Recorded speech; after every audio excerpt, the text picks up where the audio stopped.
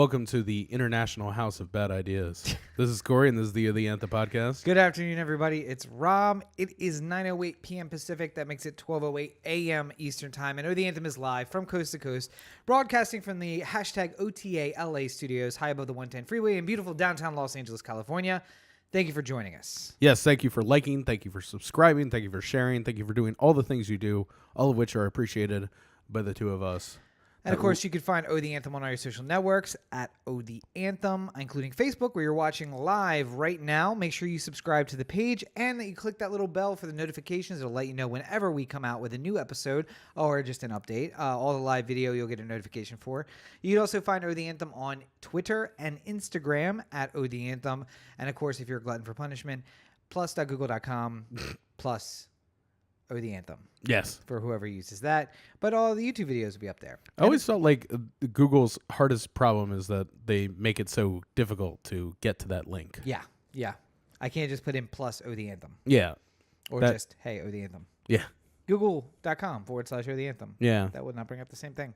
But, of course, you can also find us on YouTube at youtube.com/O The Anthem. The live videos from every single episode will be up there, as well as all the kinds of bonus material. And if you want to be a part of the show, you can comment in the chat right to your right-hand side of the screen that you're watching now, and we'll listen to it. We will read it out over the podcast. Or if you're listening to this at a later time, if you listen on Tuesday when it uploads to otheanthem.com, you can hit us up on the listener line, 443-219-7595. What's the number again? That's 443-219-7595. All right. So now that we got the pleasantries out of the way, we have a loaded show. So let's get right into it. Got a lot of things to talk about. So if people are following on social media at O The Anthem, or, any of the social media connections that you see down here or over there, down there, they would have seen a fantastic update this week on Wednesday. Yeah. A night out on the town, if you will. A red carpet premiere for A Child's Voice, which is the feature that I worked on last year. Right. We all went out together and enjoyed it. I had a very good time. Did you have a good time? I did, yes. We were out in our finest and enjoyed the final production and celebrated afterwards. I implore you that if it you can check out the trailer and stream it on Vimeo from either my social media or Cory Baker Film on Facebook. Go check it out because it's a good flick, and I think you'll enjoy it. And it handles the issue of child trafficking without being super depressing. Yeah, but it's a super good movie, and it has a really great message, so that's both a positive and really well done. The only complaint I had, the sound. And I don't know who I would want to talk to about that, but probably me. Seeing as I was the sound department on that one. I know that Post Sound did as much as they could, but, what are you going to do? There's only so many ways you can make that thing work. But no, otherwise it was really great. And, of course, I got to leave work early and wear a suit. I got to walk 10 blocks in the blistering LA sun because Rachel doesn't know how to pick up her phone for 10 minutes.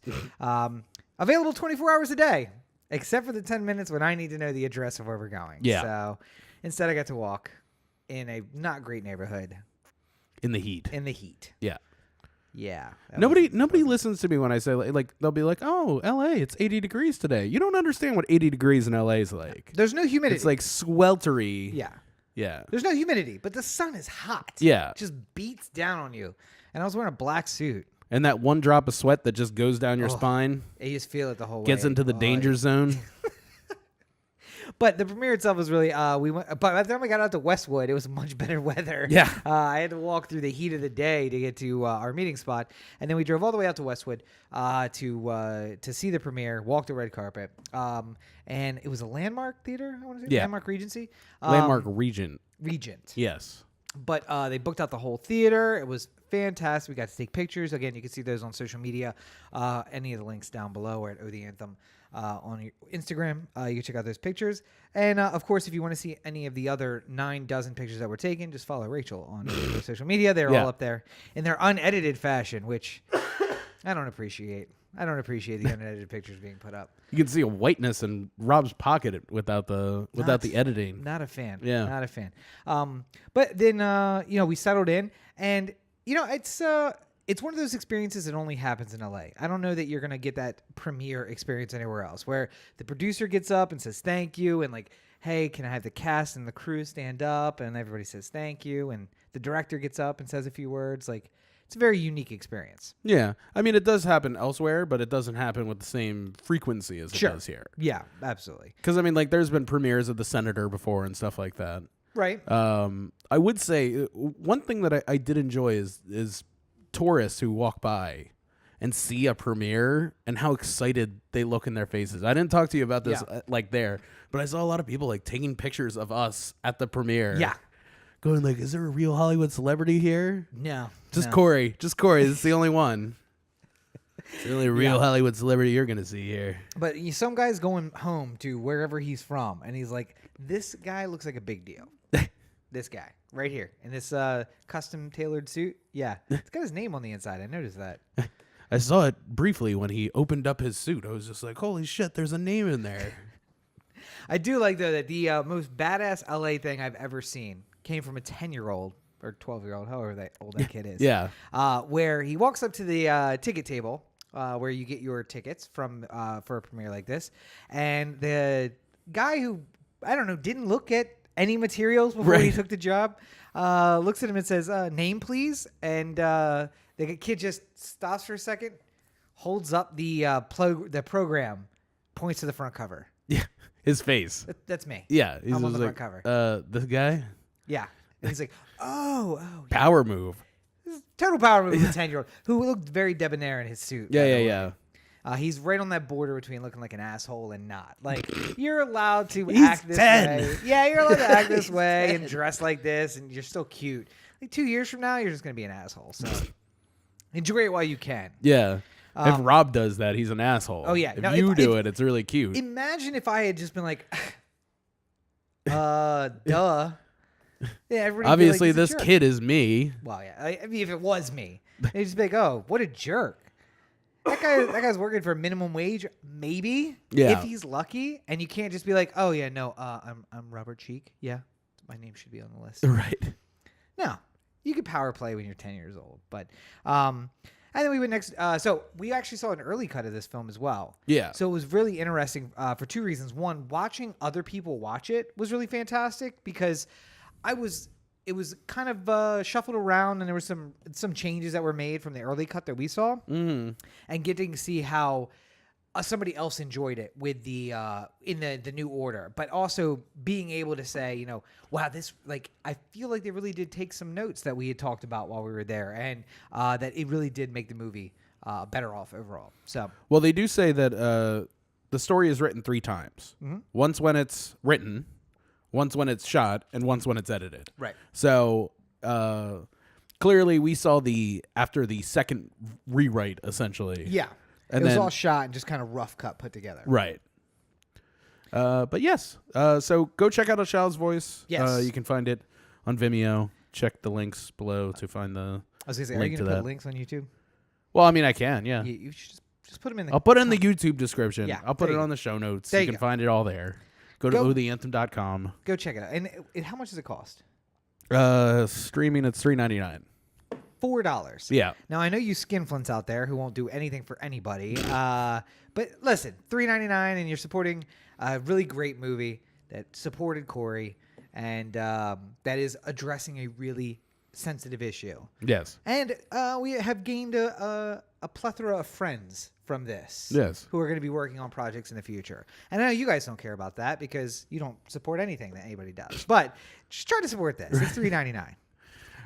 Rob taking an interesting tack to gaining fans. It's reverse psychology. Yeah.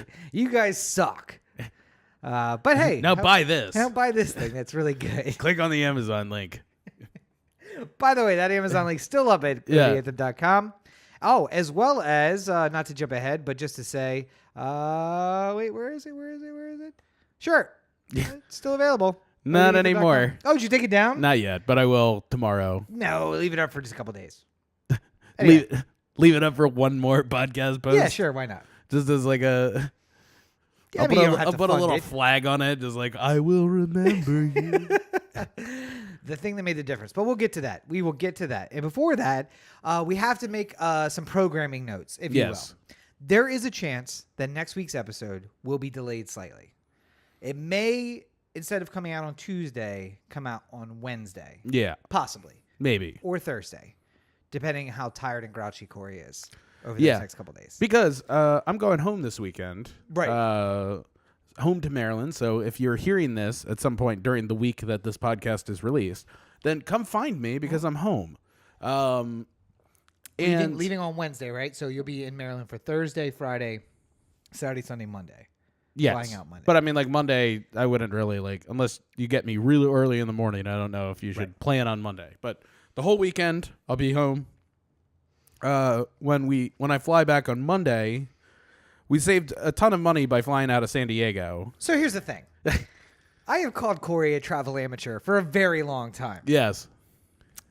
I want to say that this trip furthers my argument that you are, in fact, a travel amateur. Because you saved a ton of money by flying out of San Diego. Yes. How much is a ton of money? Like $400. I thought it was $100 per ticket. No.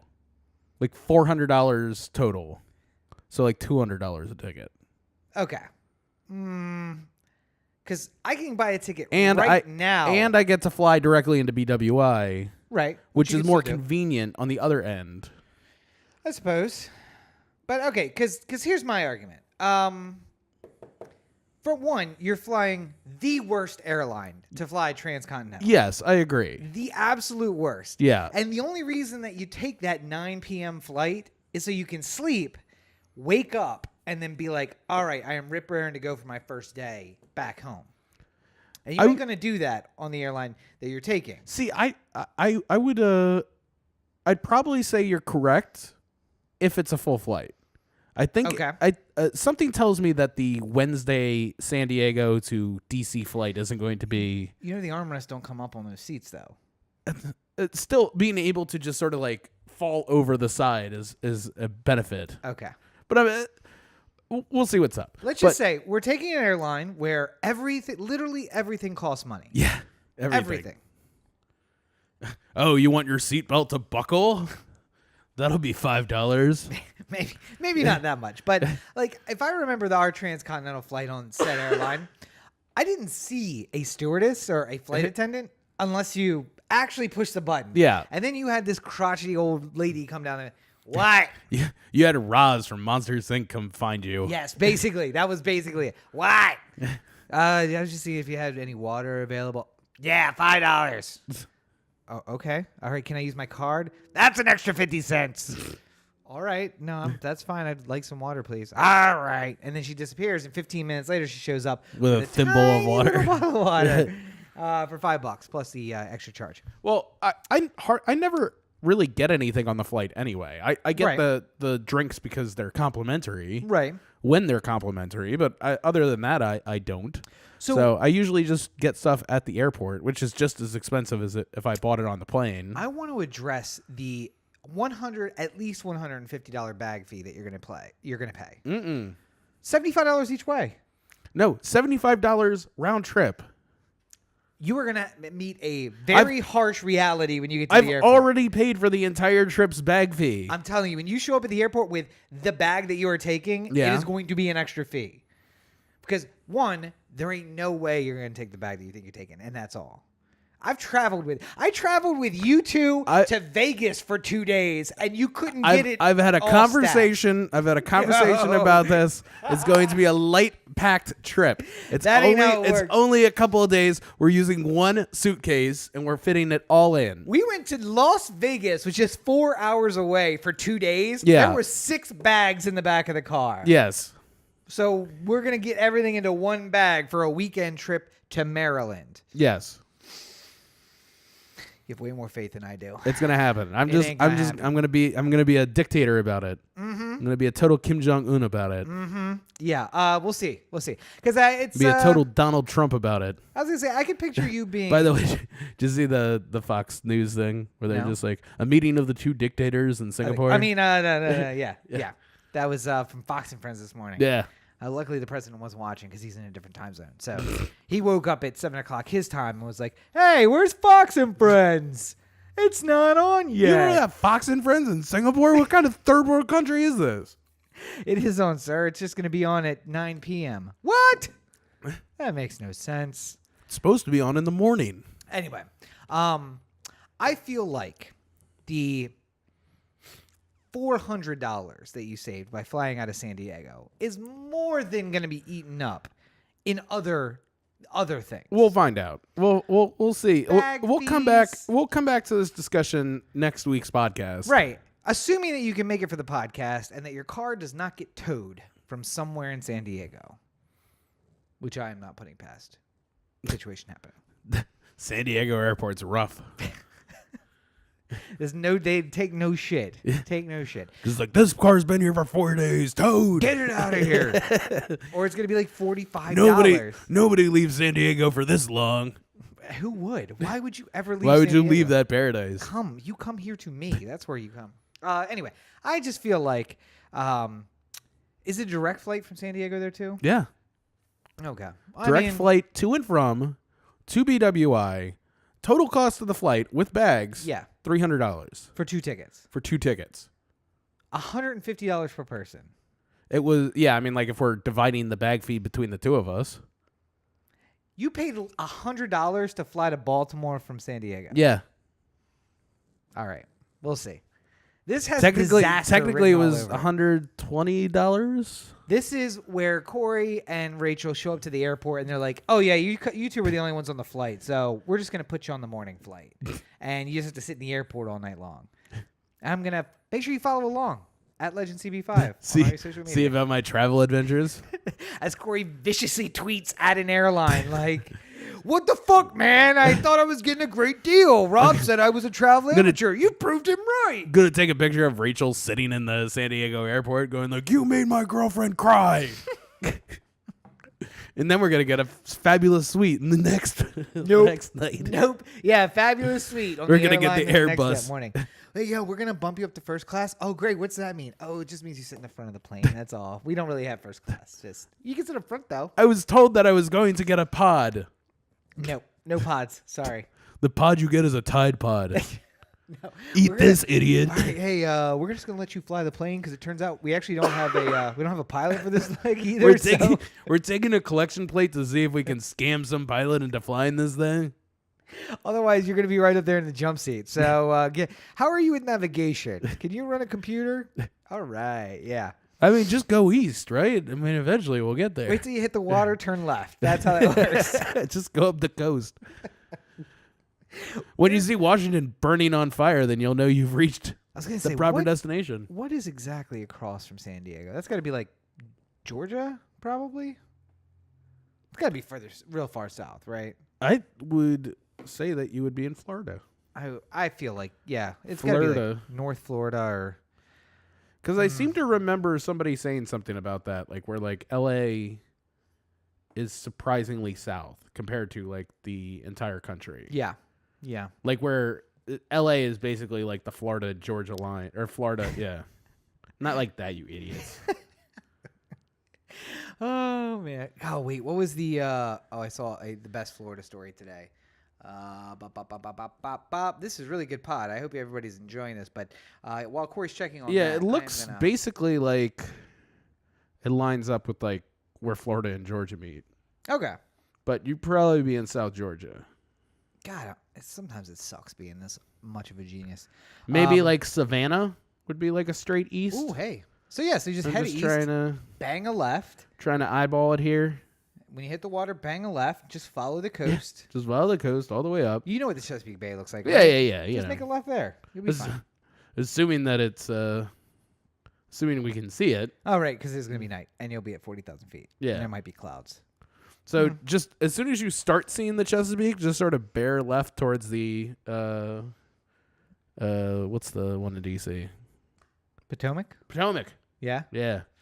Just follow that. And if this big red light starts to go off, that's a problem. That's something you're going to want to check on.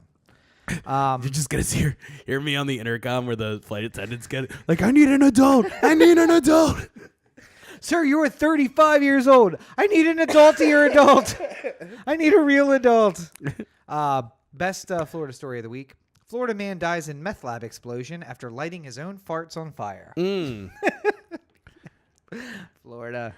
You know, one of my favorite things about the reason why you hear so many great Florida stories is because they have a law that they have to release basically everything that comes through the police department. Yes. So, or emergency services. Yeah. So there's no usually these stories just don't make it out because like the family would be too embarrassed to like hear about this sort of thing in the news. Yeah. But in Florida, that's not a problem. That's why you always hear about these stories in Florida. It happens everywhere. That's my. It just comes out in Florida. Yeah, it just comes out of Florida. Well, and more news from us this week. Obviously, so the podcast may be delayed if Cory's budget airline loses an engine on the way back across the country, and they have to limp it back. Yeah.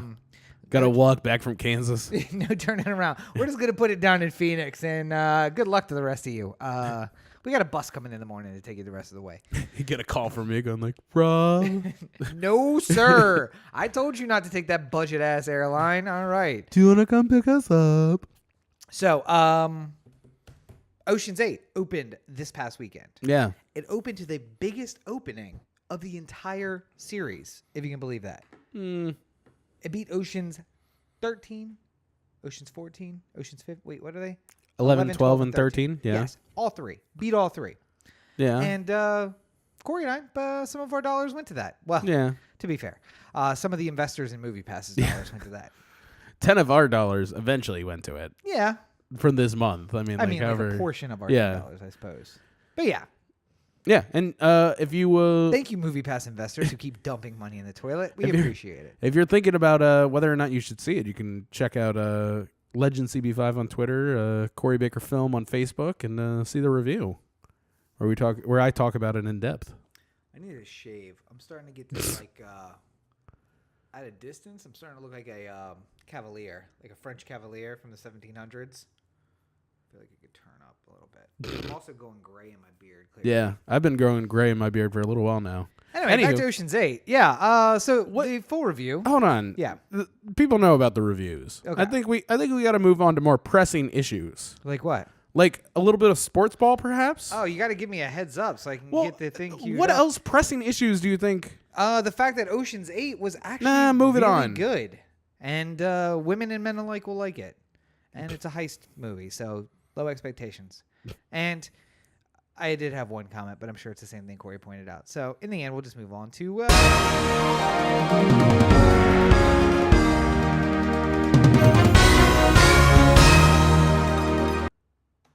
Real quick, what was your one comment?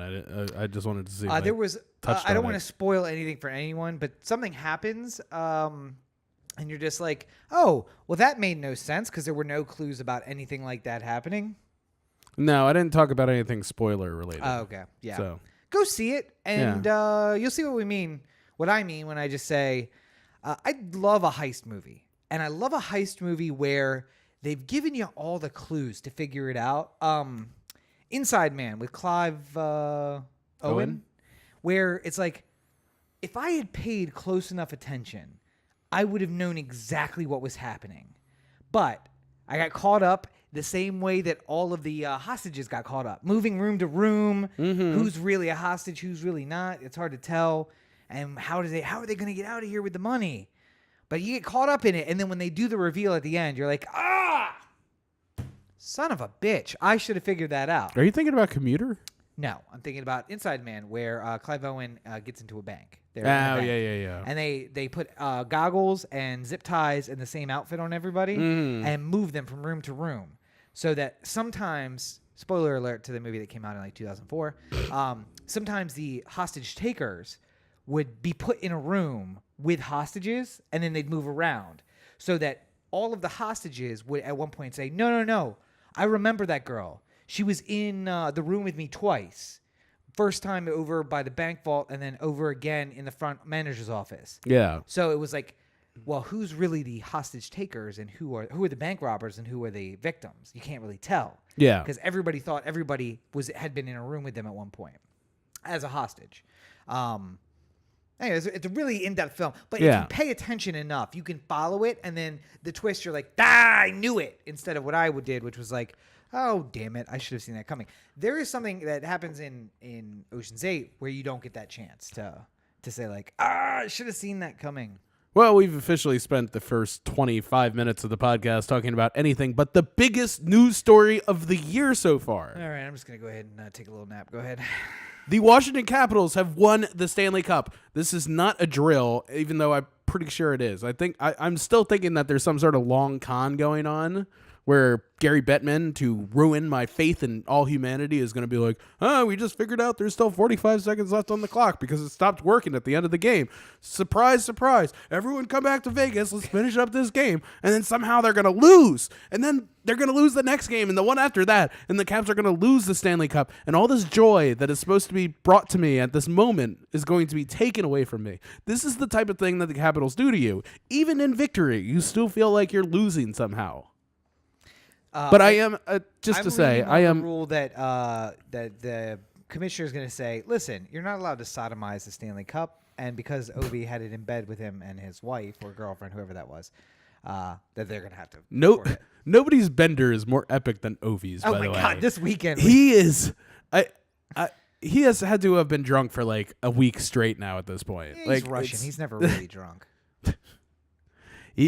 All the Caps seem to be having such an amazing time with the victory. All the Caps fans seem to be having such an amazing time with the victory. I'm still broken inside and can't truly enjoy it.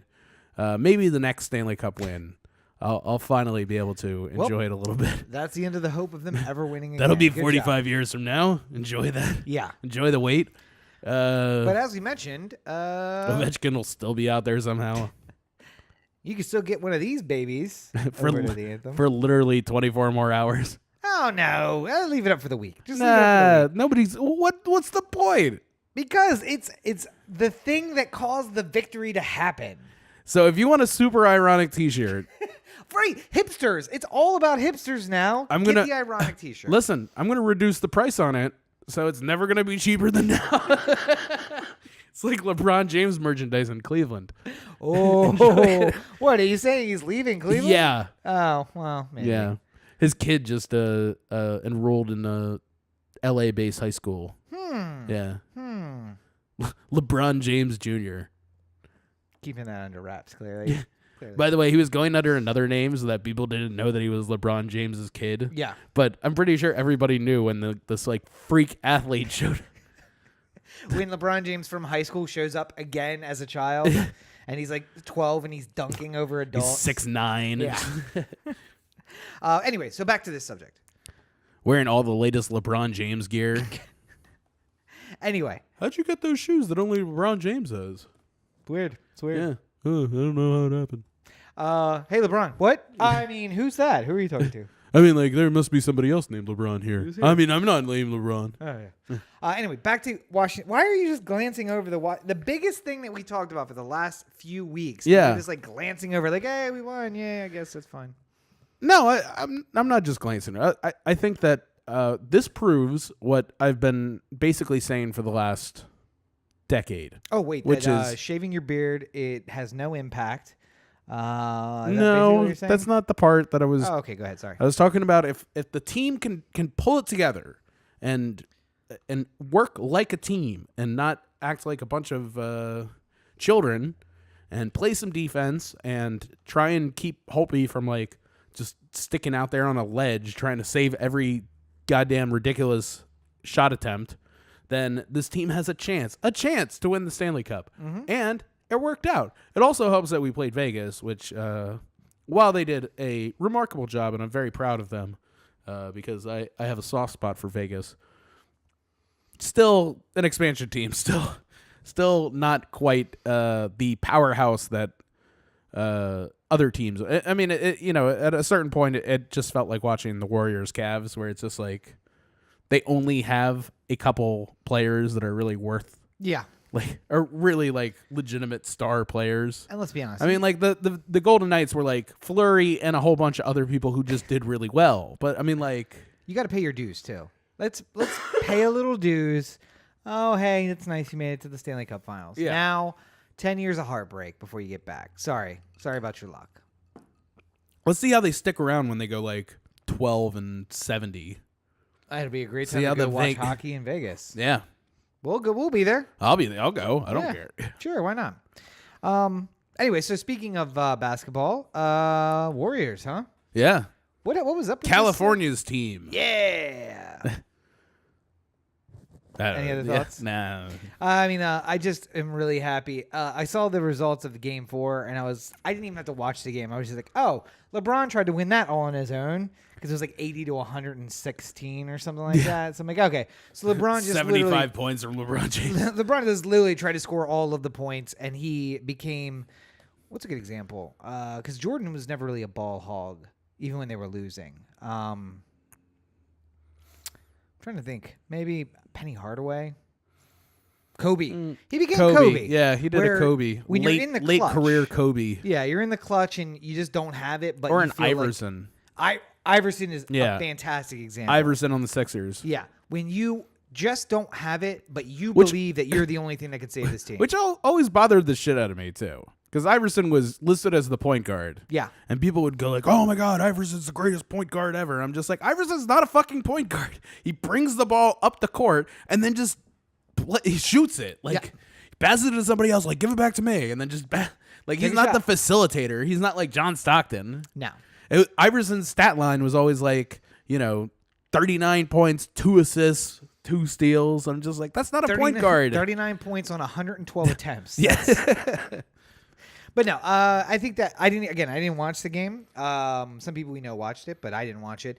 And I just felt by the end of the score that most likely LeBron was just like, I could do this myself. In fact, I saw the night before a meme that was like LeBron laying on his stomach on an iPad. Yeah. And it was like showing what he was searching for. And it was like, can I play the NBA Finals 1-on-5? Like... Yeah, I mean, that's basically what he's going to do. But, he gave it his best shot one last time in Cleveland for the second time. He left once. Won a title. Probably will again.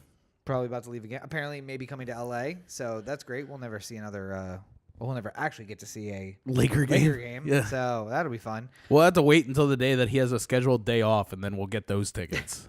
like we did in Miami. Because I swear to God, we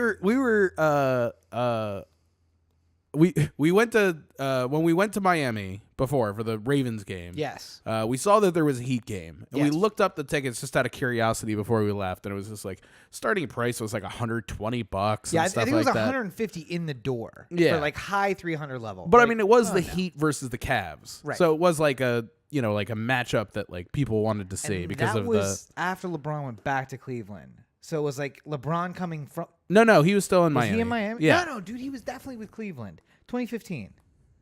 Was it 2015? I don't know. You I'm can gonna look it search up. Keep Yeah. talking. But then when they said that LeBron had a day off, then the tickets all of a sudden went down to like $15 at Yeah. the door. So we got to see our Miami Heat game after all. And we get to see LeBron Sit on the bench. sit on the bench. Yeah. Okay, so the 2015 NBA Finals. Cleveland Cavaliers versus Golden State Warriors. Yeah, okay. So guess who was on that team? Wait. Yeah, well, yeah, I mean, it would have to be. Yeah. I was going to say 2015 He finals led would have the been Heat 2014, He 2015. led the Heat to NBA titles in 12 and 13, and then went back to Cleveland for 14. God, he's 15, been there for that long again? Apparently. No. Didn't he sign like 5 years? I don't know.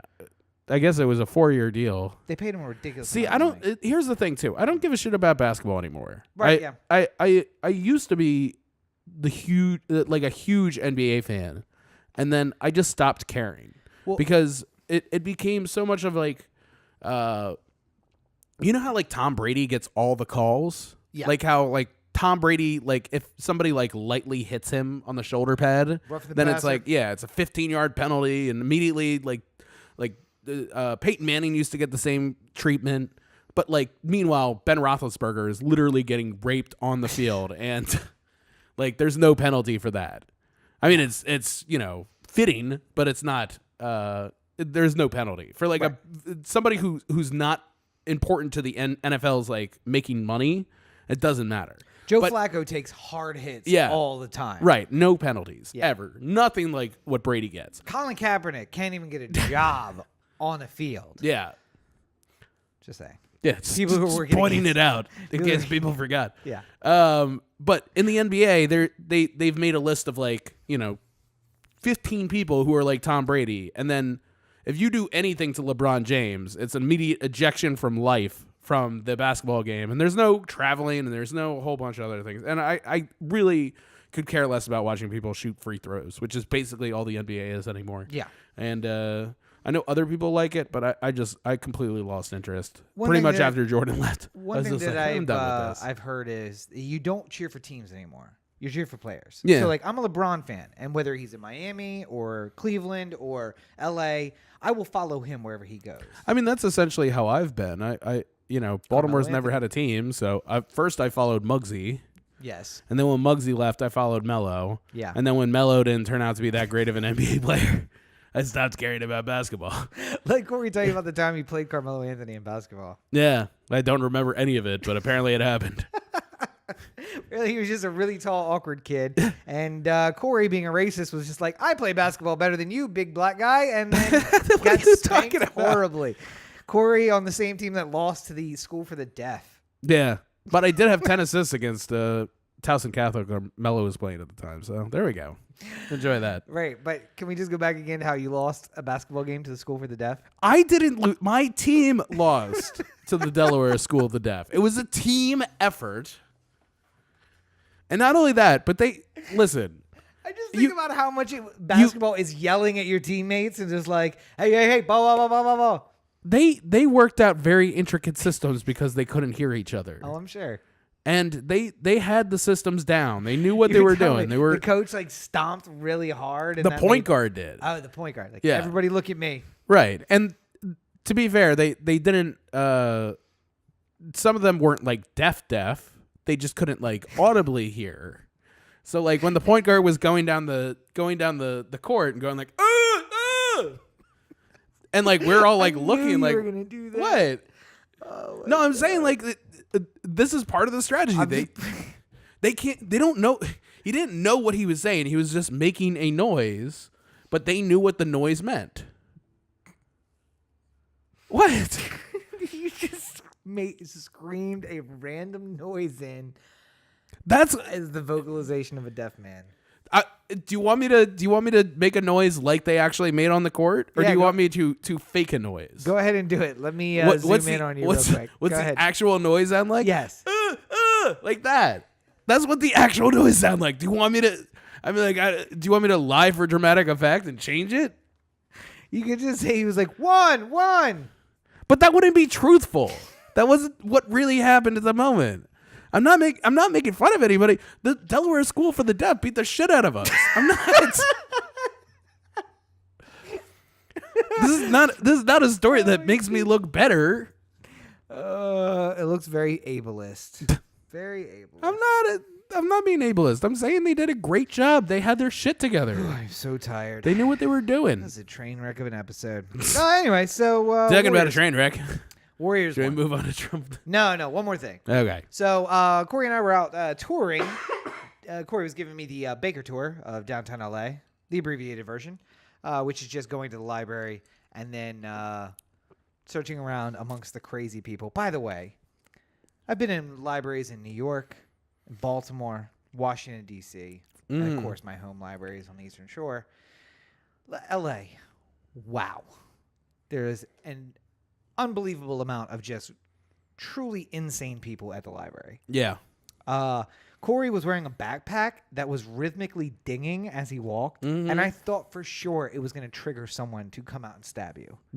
For sure. I was heads up, eyes open, just watching. I was like Holtby in the post-game interview, just yeah, no, I think we did a really great job. Eyes darting around. We handled our business, and the power play killers, man, they really got penalty on it. kill. Penalty killers. They really got on it. They were the number one in the. Nobody can see that intricately of what your eyes. So my eyes are just moving, and your just head darting still back and moving. forth. Yeah. Cory's walking through ding, ding, ding, ding. I'm like, somebody's gonna snap and stab us. All right, wait, let's check. Eyes up. The whole time.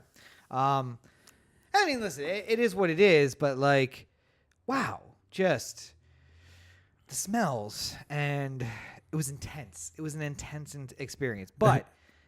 That being said, it's a tremendously beautiful library with a lot of books. Probably, and a great resource. So stop making fun of the goddamn library. I'm not making fun of it. I'm saying that probably second only to the Hofstra Library in the volumes within the building.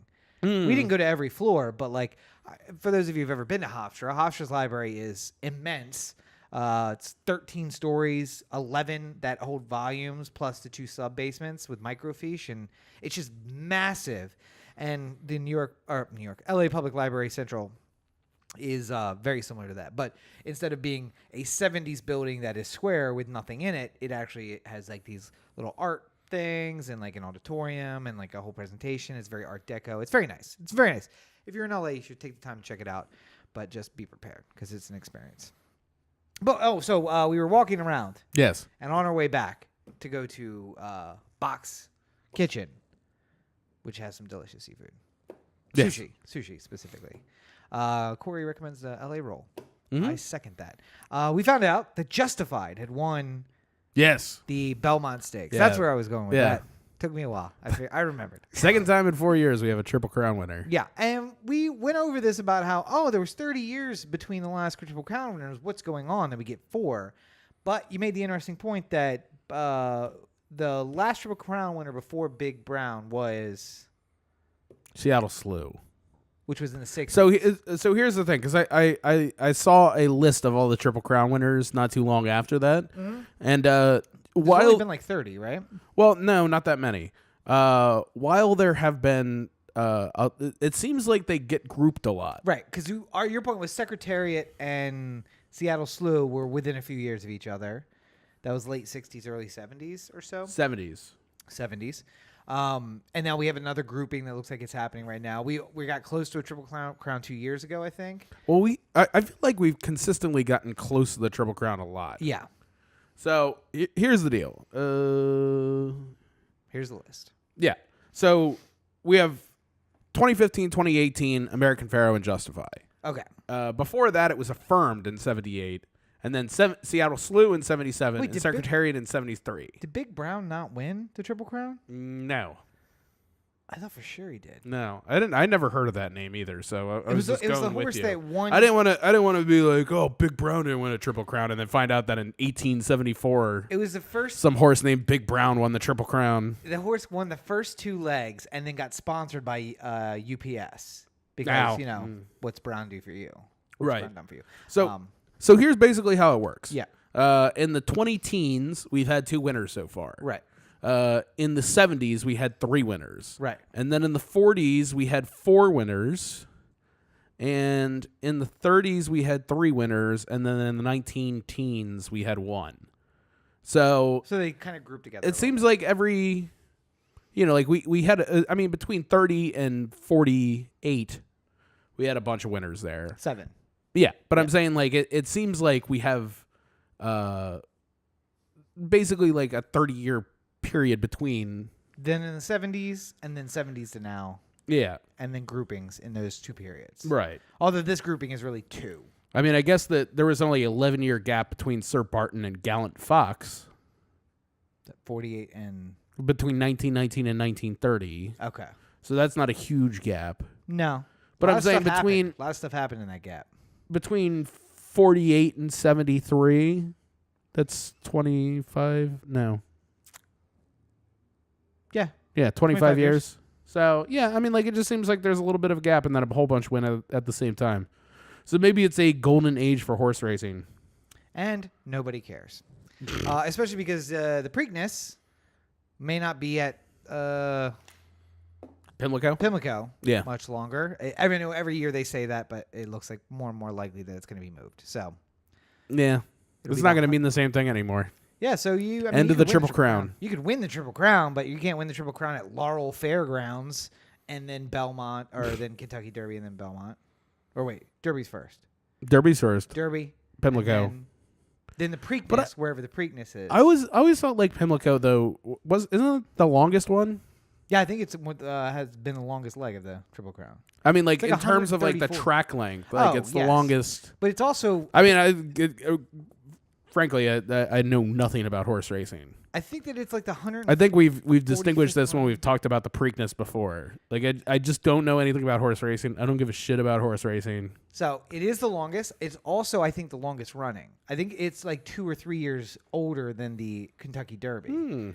And obviously that predates the Triple Crown. But at some point when there was the Belmont Stakes, the Kentucky Derby, and the Preakness all in the same year, they're like, hey, if somebody wins all 3 of this, we'll make this special. Right. Apparently that happened in the 19-teens. So anyway, it won't be a Pimlico. And then white people will have no reason to care about Northwest Baltimore. So that'll be the end of that. But Justified won, and congratulations to Justified and their owner. I don't know who the owner of Justified is, but Bob Baffert. Is it really? Yeah. The same guy who owned American Pharoah? Mm-hmm. Oh, maybe we should check those horses. I just said I know nothing about horse racing. I don't give a shit about horse racing, and then I was quickly able to name the trainer of the. Yeah. Yeah. Anyway, so that's football.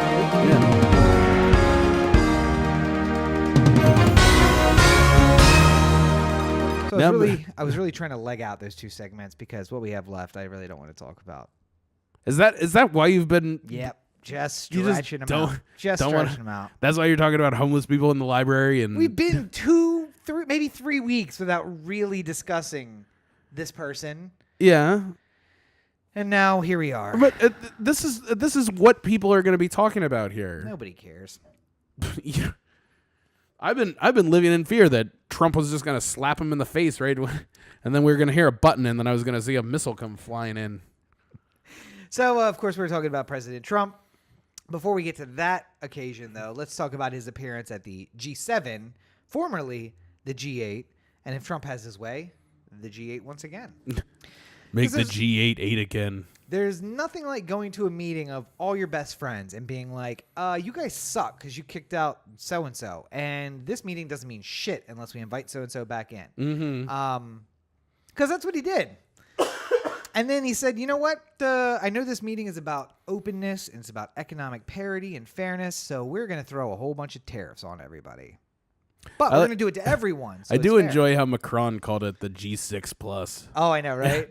Well, who are you leaving out, buddy? Huh? First of all, we're still the world's largest economy for now. Until California leaves. Yeah. And then enjoy your diminished returns. And actually, I wonder how the rest of the country compares against California. Because we're California's 8th, but that's 8th with the U.S. being in the position that it is. Yeah.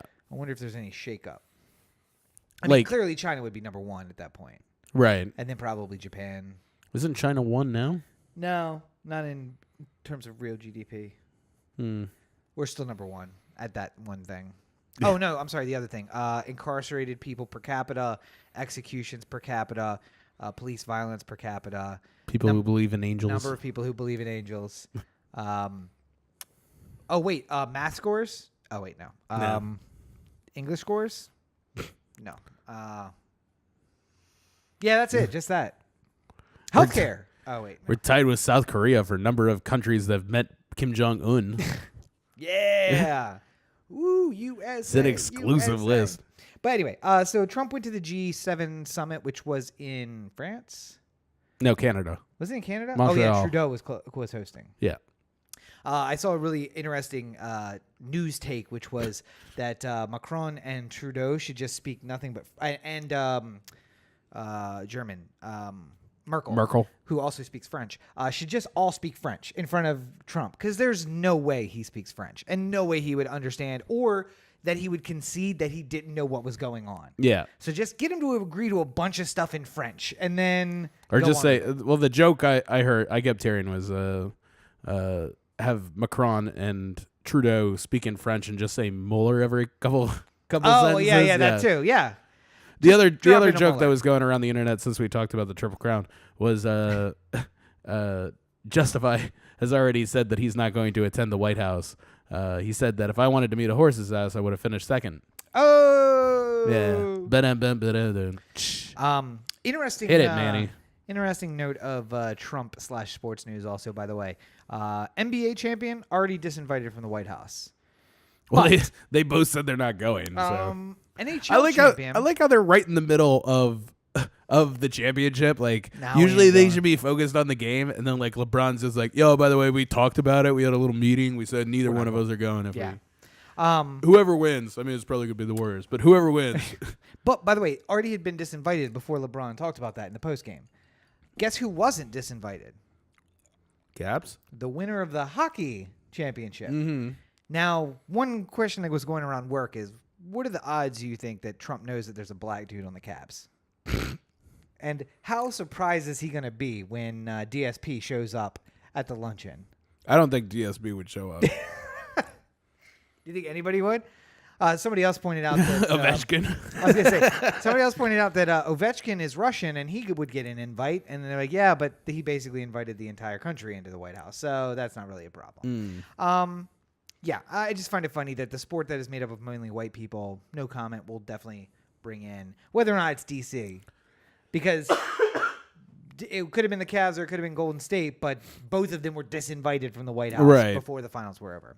I just posted a picture of the Golden State Warriors team picture and the Capitals team picture and the Eagles team picture, and I was like, one of these things is not like the other. One of these things just isn't the same. Yeah, so you can easily pick out DSP, by the way, in the team picture. Real easy.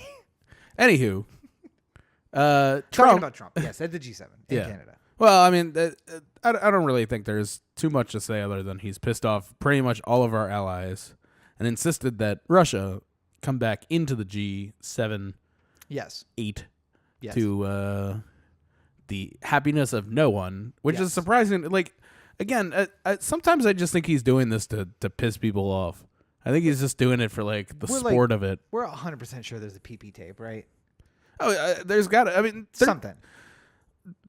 The number of things that are like proven about the Steele dossier. Well, I mean, I was going to use the word collusion, but I don't necessarily like using the word collusion in this sense because it doesn't really mean shit. But I mean, like, the number of verifiable things we can prove between Trump and Russia is like outrageous at this point. Yeah. So I don't even know why we're like even bothering like it's probably true. I don't know for a fact that part is true, but I mean, like, given how everything else seems to be true. Have I asked you yet? Would you want to see the tape if a tape existed? Because it's the kind of thing you can't unsee, but it's also kind of the thing you really want to see. Like him getting spanked with a Time magazine. Nobody wants to see that video, but I kind of want to see it. It doesn't exist. That's not actually on video. But I mean, like, I feel like. So, like, I've avoided seeing Two Girls, One Cup. Really? Yeah. You've never seen it? I've never seen it. Oh. But I feel like I'm gonna have to. But I've said to myself, like, I don't really want to see that. So I've just avoided. I've been able to avoid it. And I feel like this is the type of thing I would say I don't want to see under the same pretext. Yeah. But I feel like that would be out there more than Two Girl, One Cup. I don't know. Because Two Girl, One Cup, you feel like you got to, like, search out a little bit. We were in college, man. There were people just making it surprise. Nah. The first time I saw it, because I saw it more than one time. I mean, I've seen outrageous shit on the internet. Yeah. That to the best of my understanding is worse than that. But I'm saying, like, I mean, it's not that bad. It's just you don't see it coming, and then when you're like a 20-year-old kid, you're just like, what the fuck? Yeah. Like, you saw the one picture of the girl who was just like spraying upward, and I'm sorry, what? You have to know this picture. It was like super famous, like right at the turn between high school and college. No idea what you're talking about. It was making the rounds. No idea what you're talking about. What are you doing? Don't worry about it. Search for Lemon Party. If you're listening to my voice, just search for Lemon Party. You won't be disappointed. Anywho. Yeah, I feel like if the tape actually comes out, like, CNN will try and find some way to show as much of it as possible. I don't. They're hoping for a long stream so they can blur out the one part and then just catch the stream. Right? Or they're going to, like, blur out, like, selectively. Oh yeah. Oh. Like, what do we have? Literally, what do we have to blur out? And then you're just forcing some poor post-production guy to like watch that tape Just over and over again. Pixelate just a urine stream. Like, I don't even understand why I have to fucking do this. Turn it blue like those commercials. We've all agreed as long as it's blue, it's fine. It's just like Japanese porn where it's just the dick is pixelated, but it's pixelated in the shape of a dick. Right, exactly. Just like, I know what that looks like. The actor's paying off the pixelation guy. Like, could you just just give me a couple at the end. Just a little at the end. Telling the girl, like, yo, just do it like 4 inches away from the end. Like, we'll pixelate it in. It's fine. Anyway, so you wouldn't want to see the video. I wouldn't want to see the video, but something tells me that I would end up seeing it somehow. I would show you. You probably would. Show you. Anyway, so he went to the G7. He alienated everyone. Everyone's pretty pissed. Justin Trudeau, in true Canadian fashion, said the nicest way of fuck you that you could possibly do, which is we have to respond to these things, so we are going to respond by increasing tariffs as well. Trump said, hey, he was so meek during the meeting, he came out here like a badass on the microphone, and the only reason we're doing this is because of the milk subsidy, or the milk tariff. And ironically, I know we kind of railed against it, but the TPP solved the milk tariff issue, and then Trump backed us out of the TPP. Yeah. Just like some of the tariffs he's instituting now were actually solved by the Paris Accords, which we backed out of. So, just saying, maybe a little long-term planning. Yeah. But now he's flown halfway across the world to the beautiful country of Singapore, which is under a military dictatorship. Yep. Where dictators often meet. If you watch The Looming Tower, you'll know that Malaysia and Singapore and Indonesia were a popular place for 9/11 planning. And now Trump is in Singapore meeting Kim Jong-un. Yep. And Fox News really hit the nail on the head. Fox and Friends this morning hit the nail on the head. Meeting of two dictators? Meeting of two dictators. Well, maybe one dictator and one strong man. Yeah. I don't think he's crossed the dictator yet. And we've been playing CNN in the background with the volume off so we could follow along and see if there was any late breaking news updates. Yeah. Right now, Dennis Rodman's on the screen. Did you see the crying video? Yeah, I saw that earlier. I was watching what a it. Bitch. By the way, how are you gonna be crying about being abused while you're pimping out your website on your T-shirt? Well, it's not his website. I think it's just somebody paid him to put the T-shirt. Yeah. Oh my god. It's some Even worse. It's some pot cryptocurrency. Yeah. Yeah. But so I mean, we live in such a fucking weird world. Yeah. Where yes, Dennis Rodman has met both Kim Jong-un and Donald Trump on several occasions, and he's the only person in the world that I think has actually done those things. Yeah. So. Oh no, the premier of China also has. Yeah, but I mean, like Chris Cuomo's not getting the premiere on the horn. That guy has too much respect. So I mean, like it's got to be Dennis Rodman. I think the part that bothered me the most about that interview was that like Chris Cuomo was trying to ask like real legitimate questions at points, like just to get a sense of like how of like what to expect from this meeting. Yeah. So he asked him like just real like easy question like, does Kim like he Rodman's going on, he's like, I tell Kim Jong-un this, I tell Kim Jong-un that. He's just like, does Kim Jong-un understand English or have any comprehension of English? And then Rodman's going off on something completely different. He's just like, yeah. I just want to get back to this. Back to the English. Kim Jong-un know any English? And he's just like, he knows basketball. It's just like, okay. Sure. So maybe Trump's in there just like, hey, did you see the Warriors? He's like, oh, really good. Warriors, they're no good. Michael Jordan, yes? Michael Jordan? I think they're getting the VHS tapes. Yeah, they're getting the last. Right? Jordan just won with the flu. Beat the mailman. It's crazy. But so we've been watching and looking. God, he looks so high right now too. Oh yeah, he was definitely on something. Good Lord. Anyway. It didn't feel like he was high on pot though. No, it was definitely more like of the meth persuasion. I feel like, but I don't want to cast aspersions. Yeah, don't want to disparage him. I don't want to sling dirt on the great legacy that is Dennis Rodman. Right, of course. I hate that he has his hair covered up because who knows what kind of dye job's going on in his hair. But Trump, the first thing he says to Kim Jong-un when they meet, they shake hands, and he says, it's an honor to meet you. And Kim Jong-un says, We've worked It's been a long hard road to this point or something like that. Yeah. And you just know that's going to be cut up by North Korean media. They're not going to have to edit it that much. The president of the United States saying it's an honor to meet you, and Kim Jong-un being like, that's right, bitch. Like, okay, great. See, here's the thing. It's difficult to have a podcast right now talking about this. I'll acknowledge that part. It's developing news. It's hard to know exactly what is going to happen. Apparently, there may come a signing from this. That's what Trump said as they left the luncheon. So. Yeah, but I mean, like, you don't know anything until, like, for a while, really. I mean, like, not even tomorrow do I think we'll have like a full shake of like what's going on. No. But I'm saying, like, I'm going. This may seem a little weird, but I feel like in this case, at this moment in time, it benefits all of us to get off Donald Trump's back for a little bit. Okay. He's not the man I'd want to be in this situation. He's not the person I want doing any deals. But for better or worse, he's the person who's there right now. So let's see what happens, I guess.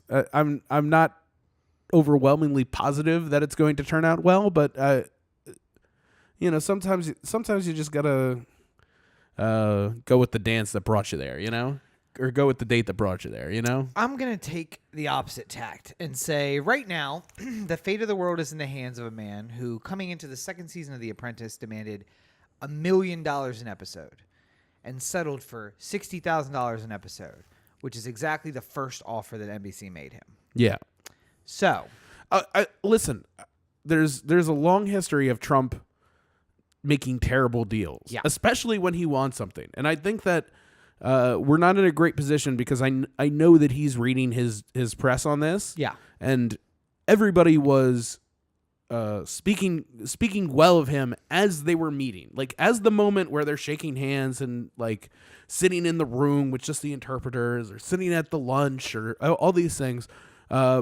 Pretty much everyone was saying nice things about Donald Trump and like what a historic moment this is and everything like that. And I know that he wants like a Nobel Peace Prize for something that happens here. So he's going to do whatever he can to get to that point, and he'll make a terrible deal in the pursuit of that. Yeah. But my only hope is I don't want to be the person like like when Flaherty comes to bat, and I'm just like, you're just gonna fucking strike out and disappoint me. Yeah, like, but he is. I know he is. But I'm saying, like, if it's the World Series and it's Game 7 and it's down to Flaherty, this is not the time that I'm gonna say this to him. Sure. I'm just gonna let it play out, and then when he disappoints me, I'll be like, I'm gonna kill you in your sleep. Like that's don't say that about the president. Well, no. Talking about Flaherty. Yeah, talking about Flaherty. Yes. Yeah. I don't want to visit from any federales. You're already on enough lists. Yeah.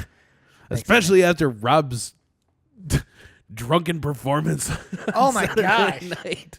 Woo! I barely remember what happened. Oh man. I think I was playing Fuck the Police at the sheriff's. You were. Thankfully that speaker is not loud enough that I think anyone could hear. It's too bad. I need to invest in a bigger speaker. Just in case that happens again. But as far as Trump is concerned, I hope all the success for him. I think John Bolton was talking about an outlining of a deal last week that was basically the Iran deal, or the Libya model is what he was talking about. Yeah. A couple weeks ago, he said the Libya model, which, by the way, is the worst thing you can say to a dictator. But then he was outlining... Yeah, we're gonna give you a lot of sweetheart deals, and then we're going to kill you and drag you through the streets. And you're going to be sodomized to death. Yeah. Sodomized to death. That does not sound fun. I mean... Really, Kim Jong-un wins just by showing up. Oh yeah, he gets to show himself. I mean, it'd be like who's the guy who shot Reagan? For Jodie Foster. Yeah. Damn it, can't remember his name, but he did it for Jodie Foster. I mean, it'd be like if he said, like walked up to Reagan and put the gun to his head, and he's just like, "I'm gonna do this if I don't get Jodie Foster here," and then Jodie Foster shows up, like. He won at that point. Yep. So Kim Jong-un won as soon as he showed up at this thing and shook Trump's hand. It makes him look like a real legitimate leader.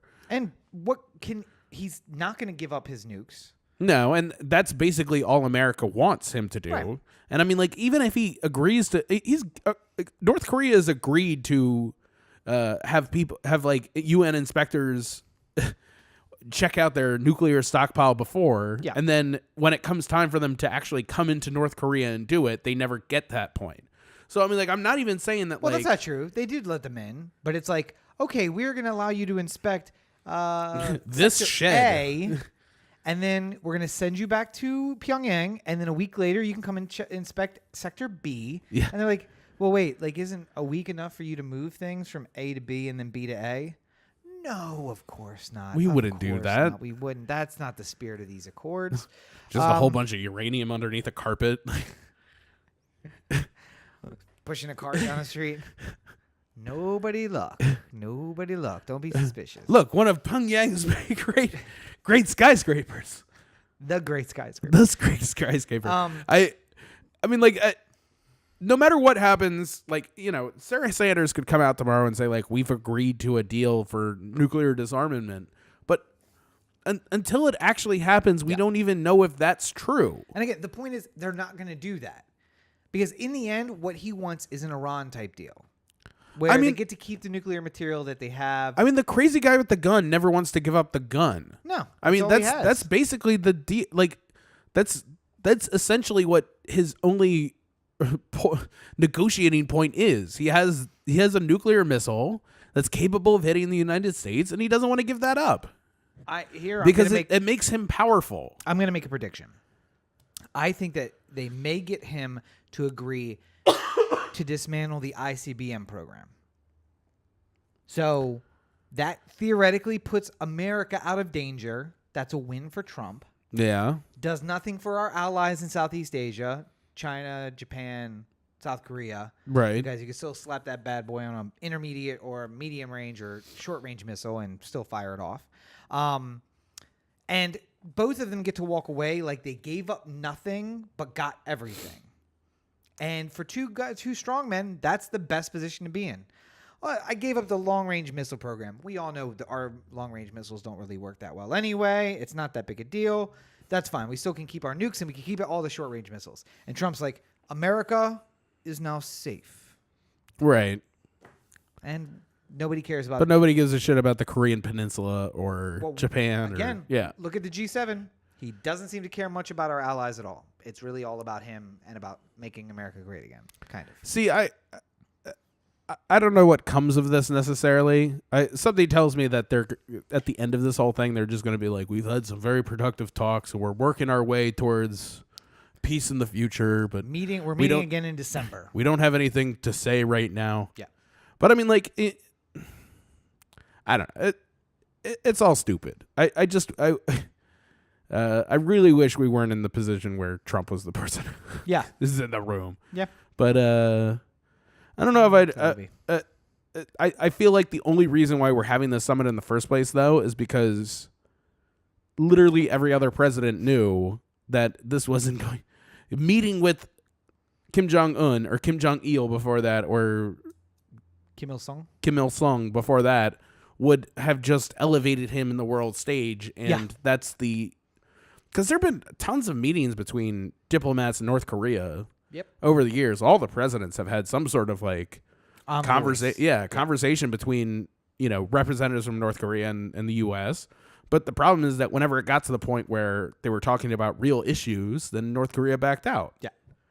And why would they agree to do anything? Like, they hold all the cards when it comes to Korea. Because Seoul is 18 miles from the border. I mean, you could make the argument, I guess, that Trump has put additional sanctions on North Korea that other presidents before hadn't, and that he, much like Reagan when he was like strong-arming Russia and stuff like that, we're using more explicit language than previous administrations had. I think some might like to see him switch that up and just use the harsher language on Russia. Well, yeah, I mean, lighten it up. Clearly, I mean, North Korea. But I mean, like, I just, you know, it's tough to they were talking to Clapper earlier on CNN. Yeah, and they said something about how do you deal with somebody who has so many issues? And Clapper was just like, well, this is I don't want to get crucified for this comment, but it's almost like you have to put human rights issues aside for a little bit. Yeah. And you got to be like, the nuclearization is the most important issue right now. So let's just deal with that. And then later, if this is successful, then we can talk about like, hey, don't be such a dick to your own people. Or, hey, how about don't be such a dick to our people? Yeah. Or don't Just kill, give 'em back. don't just randomly kill people or put them in prison or anything like that. Like, let people be free. But, he who is without sin, throw the first stone. Yeah. Maybe America should start dealing with it. Oh, yeah. Right now. Who are we to say? Who are we to say stop being dicks to your own people? Yeah. I mean, honestly. Especially a subset of those people. Because if you're in the Kim family, you're pretty high on the horse right now. Yeah. So it's just the other Pretty high on the Justify right now. Yep, pretty high. One other quick programming note: it's expected that the Time Warner AT&T deal will be commented on tomorrow. Mm-hmm. I don't know if that's going to happen with Trump in North Korea. I feel like he's probably calling the head of the FCC and saying, or is it SEC? SEC, and just saying, let's just hold off on that till I'm done in North Korea. But nonetheless, we'll more than likely talk about it next week's episode. All of this entire town is basically on edge, waiting to see what the ruling is about Time Warner and AT&T. Because many dominoes will fall depending on what happens there. We might end up with like 2 or 3 major media conglomerates by the end of it, with people buying out people and vertical integration and a whole bunch of other things. So we'll see. But we'll update you on that next week. Whenever that happens. Monday night, if Cory's flight gets in on time and he's not grumpy and he can sleep on the plane with a seat that doesn't recline. Tuesday, if at the end of his one work day for the week, he's not too tired. So far. Or Wednesday when he gets to lay about all day and then I come off my regular work day and then just like tonight. Anywho, bright shining personality to all. Anywho, if you want to visit the website of another major media conglomerate, then you can go to otheanthem.com. Cory at otheanthem.com. O The Anthem on Facebook, Twitter, Instagram, and the listener line 443-219-7595. What's that number again? 443-219-7595. And you can find more of me at CoryBakerFilmmaker.com, Facebook.com/CoryBakerFilm, at LegendsCB5 on Twitter, Instagram, and Snapchat. Out right now is the Ocean's 8 review, which you can find all over my social media presence. And on Wednesday, I believe, I will have out the discussion of all the premieres that I went to. So go enjoy that as well. Before Cory has to sit on a plane, a horrible, horrible plane ride all day. Yeah, but saving a lot of money doing it. A lot of money. And, of course, you can find me on all your social networks at Robert N. Cheek. Make sure you check out robertncheek.com. Oh, wait. Make sure you go to Instagram.com and follow Robert N. Cheek to see all the fun I'm going to have this weekend with Cory out of the house. Yay. Make sure you check out robertncheek.com where you can find links to my political blog, the news website, and the books, which are available on Amazon. Buy Rob's books. Thank you, sir. And, of course, if you'd like to support everything that I'm doing, which none of you schmucks actually want to, you can do that at patreon.com/Robert N. Cheek, where you can get links to early releases of scripts, unseen scripts, poetry, a whole bunch of other stuff, videos, which I got to get to work on. Maybe I'll do that this weekend while you're gone. Shoot some videos. Rob's taking the Kim Jong-un method to seems to be working personal marketing. Seems to be working just fine. You'll all die. But of course, we'd be remiss if we didn't mention again, make sure you go down to the show notes or the description of this video. Go watch A Child's Voice. It was fantastic. We loved it. I know you're going to love it too. And it's like deep and meaningful, which you don't get a lot of in film today. It's like a greater, more important message along with being entertained. So, and of course, make sure you follow us on our social media at O The Anthem everywhere, including otheanthem.com, where you can get the O The Anthem shirt for the next week or so at bargain basement prices if Cory does in fact change the price.